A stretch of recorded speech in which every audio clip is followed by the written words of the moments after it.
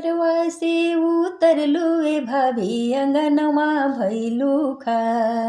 अरे करवा से उतरलू ए भाभी दुअरवा भैलू खाड़। अरे अम्मा तोहर भाभी काई सिखवली ना कैलू प्रणाम। अरे अम्मा तोहर भाभी काई सिखवली ना कैलू प्रणाम। रे करवा से उतरलू ए भाभी अंगनवा भैलू खाड़।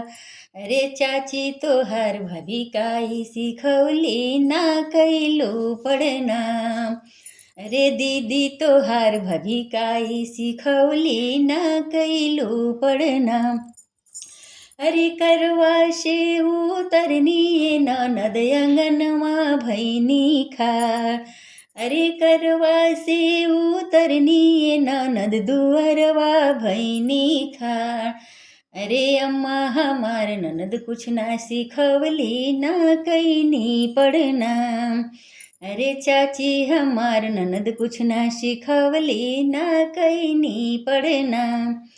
भाभी कोई सन बाड़ू भाभी कोई सन करेलू ननद से कंपटीशन बाड़ू भाभी कोई सन करेलू ननद से कंपटीशन बाड़ू भाभी कोई सन।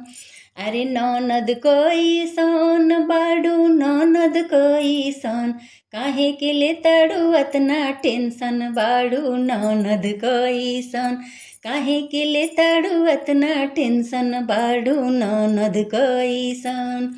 अरे भाभी कोई सन बाड़ू भाभी कोई सन करेलू ननद से कंपटीशन बाड़ू भाभी कोई सन।